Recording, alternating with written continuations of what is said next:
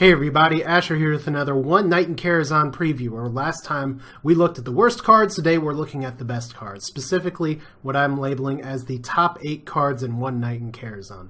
Now before we get started, I do want to take a look back briefly because that could inform us for how this expansion is going to shake out, where I have listed here what I have considered kind of the most played or at least playable cards from the past few adventures, the ones that are still in standard. So I guess the hope here is that One Night in Karazhan injects anywhere between 12 to 15 or 16 cards. Now the reason I didn't include Naxxramas on top of it being in Wild is because the layout of the strength of the cards for Naxxramas is mostly pulled in the neutral cards. Class cards, there were some very strong ones, but in terms of the bulk of the set, the bulk of what got played, some of the scariest cards were actually neutral. And I'm curious if the Hearthstone developers are trying to stick some of the strength in the neutral cards versus just the class cards.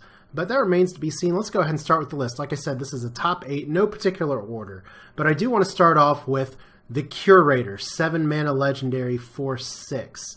This is a card that I still think some people are sleeping on, albeit it's a card that people are starting to warm up to and realize, hey, it's a better Ancient of Lore.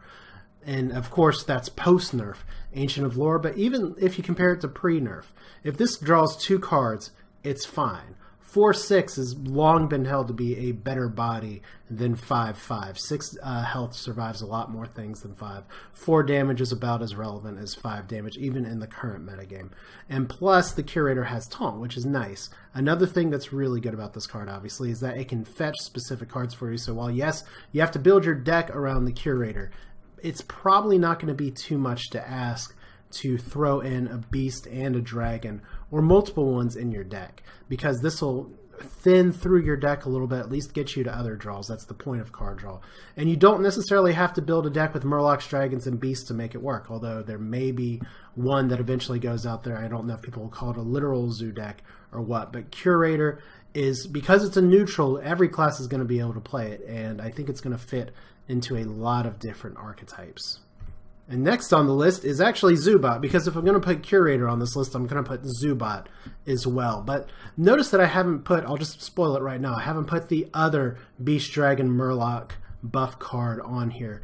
Let me just put it to you straight up. A lot of you may not have been playing in the beta for Hearthstone or early on in Hearthstone. This is the exact same stat line that Shattered Sun Cleric used to have. 3 for 3/3 and give a minion +1/+1 was great. Saw play in practically everything. It still sees play in even budget decks now. The ability to potentially give +1/+1 to multiple units at the same time is even better. Granted, it's a conditional, but given the current state of Hearthstone, especially if you're building a Curator kind of deck, Zubat is going to be able to make it work. Even getting 1+1/+1 off is worth it, and it's a neutral common, so that is an added bonus. Now, this is not really a video that's focused on Arena at all, although the common's nice, that's why I bring it up. But at least in terms of constructed, you'll be able to build your deck with this in mind. And by turn 3, hopefully you can drop this and get a buff off on something that you already have. But it's relevant late game as well because of that buffing potential. So Zubat, Curator, look out. It's going to be some of the more interesting deck building exercises, but I think it is something that is going to be successful in the One Night in Karazhan metagame. Next on the list is a card that has burned a lot of internet typing or tweets, or I don't know how you want to put it there, but it's Menagerie Warden. 6 mana, 5/5 battlecry, choose a friendly beast, summon a copy of it. A strictly better Herald Village, no harm to priest there. And there's the obvious combos that we've already heard some people talk about, such as getting a Stranglethorn Tiger turn 5, Menagerie Warden turn 6, Savage Roar, double Savage Roar turn 7. So that is a really big deal.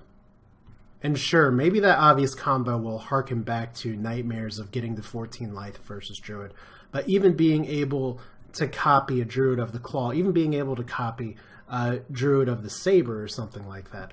Those are all things that Menagerie Warden is just a very strong tempo play. Sure, 6 mana, 5/5 is not the best body, but it's certainly a reasonable body. And this is a card that is going to define Beast Druid, which Blizzard seems to be pushing very, very, very hard. And you're going to be seeing it on ladder a lot early, especially once Menagerie Warden comes out. Next on the list is a card that I had originally kind of written off until I started trying to build a Warlock deck or kind of theory craft for it. And I realized that Silver War Golem 3/3/3 is pretty good, especially for the if you discard this minion, summon it. People are going to grow to hate this card tremendously as One Night in Karazhan develops. Because, okay, I don't know if Discard Warlock, or some people are trying to call it Disco Warlock, is going to be a thing. But this fits in Zoo just fine. Now, 3/3/3 is not the greatest body ever. But 3/3/3, if you can play a Soulfire with Impunity, that's good. If you can play a Doomguard and, oh no, discard one or two of these at once, that is a huge swing that you can get. 3/3 body is definitely relevant in most parts of the game, especially if you can power overwhelming, and especially as Zoo just wants to try and get on board. Anytime that you have an effect where you don't even have to spend the mana, you get a creature on board, that is very, very strong. So Silver Golem is, like I said, at first glance I just thought, okay, yeah, maybe if Discard Warlock works, but this is going to work in Zoo just fine, and that's why it's on this list. Next up is Spirit Claws, 1 power weapon, 1/3 for Shaman here. Now, I will say up front that a 1 mana weapon, regardless, even if it didn't have the effect, is good.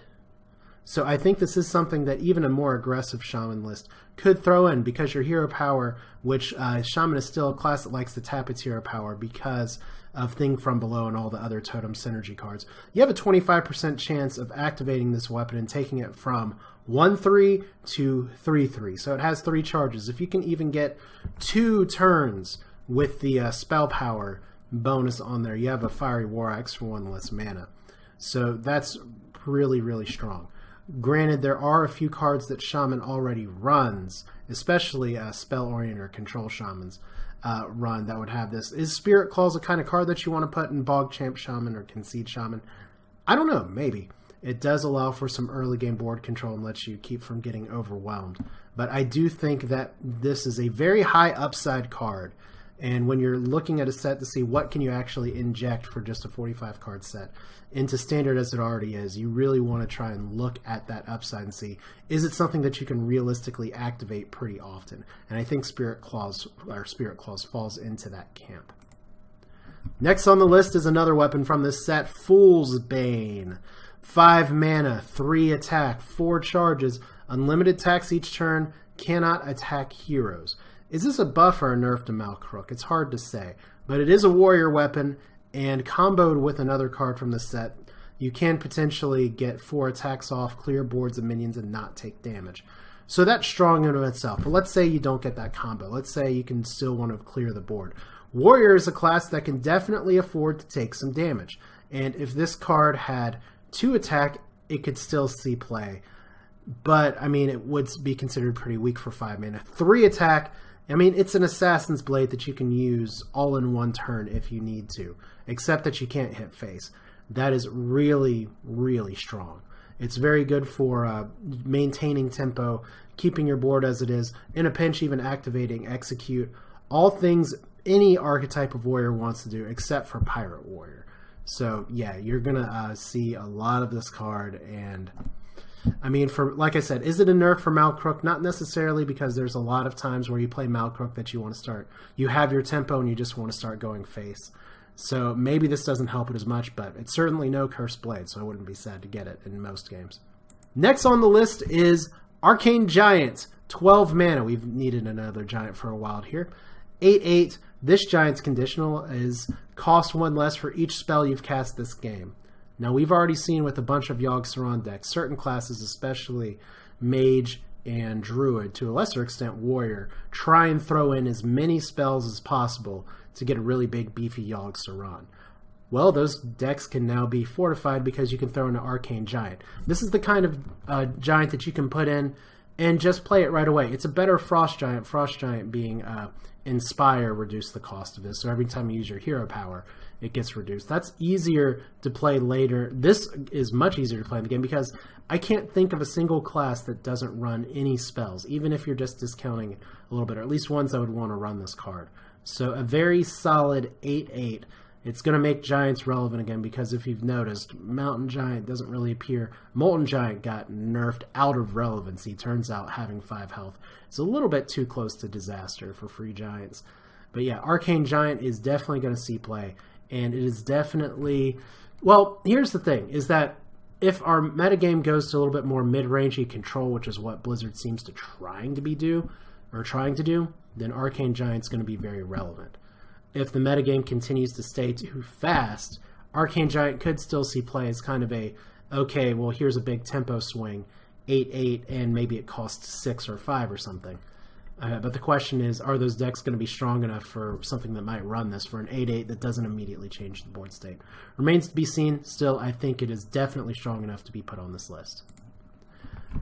The last card on this list, however, is one that I was not sold on when I first saw it. It's one that I am not head over heels about like maybe some other people are. But it does have high enough upside that I did want to put Barnes on the list. 4 mana, 3/4, battlecry, summon a 1/1 copy of a random minion from your deck.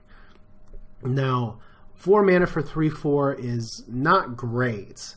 I mean, it's a spider tank. The idea of this is that you... My worry about this card is that it's inconsistent just in terms of it could be a 1/1 copy of anything from your deck. And sometimes, depending on the type of deck you run, it could be a Doomsayer. You don't want that with Barnes, although sometimes that's not bad to clear your opponent's board. But it goes back to what I said about Spirit Claws too. This is a card that is pretty much just upside written on it. There's very few times that you're going to play Barnes that bad things happen, because you get to pick what cards that actually go in your deck. So when you play Barnes, especially if you're playing in like a N'Zoth list are going to be running a lot of Death Rattles anyway. You get an additional Death Rattle, that's fantastic. So in this case, we have a 1/1 minion that could be resummoned by N'Zoth as a full minion later. I think it's going to remember its full stats instead of its 1/1 stats. But even then, that's not bad if it's a Karen or Sylvanas for their good effect. A Tyrion for another Ashbringer, even Ragnaros or Ragnaros Light Lord. So this could be a really big buff to a N'Zoth Paladin, which has already been underrated, I'd say, by people, but maybe that's because it does better in tournaments than the latter. But I think Barnes is a good addition to Hearthstone and is going to create for some interesting decks, some interesting moments, and some unfortunate RNG swings for other people that'll make them pretty salty, which I guess is what the internet, YouTube's, Twitch, etc. really want. So I think it's a good card. I think it's an interesting card, and I put it on this list because the more I think about it, the more I analyze it, it has more upside than downside. And at turn 4, you can get some pretty cool stuff out early. So that's it. That's the list, top 8, and you see that I have some honorable mentions here. But in closing, I just want to talk briefly.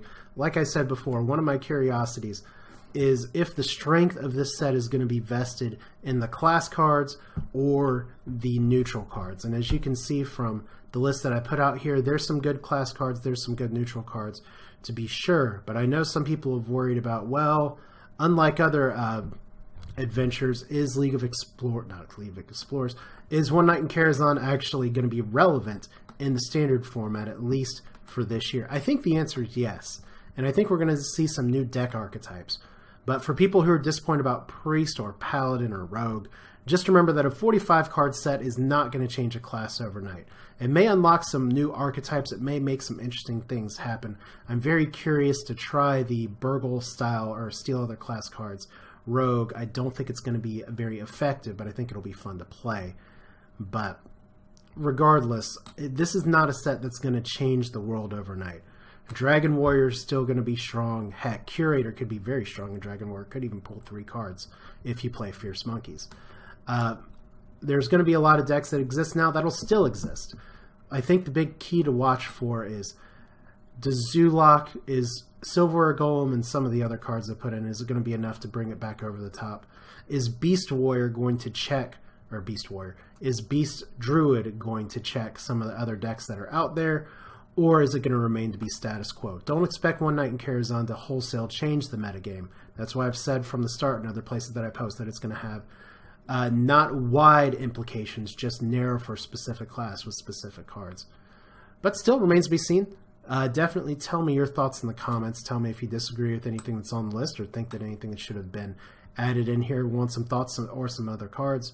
One Night in Karazhan comes out August 11th, and before then I'll put out another class ranking list that I'm still working on here, but just be warned, like I said before, there are going to be some things that change, but the world's not going to be flipped upside down.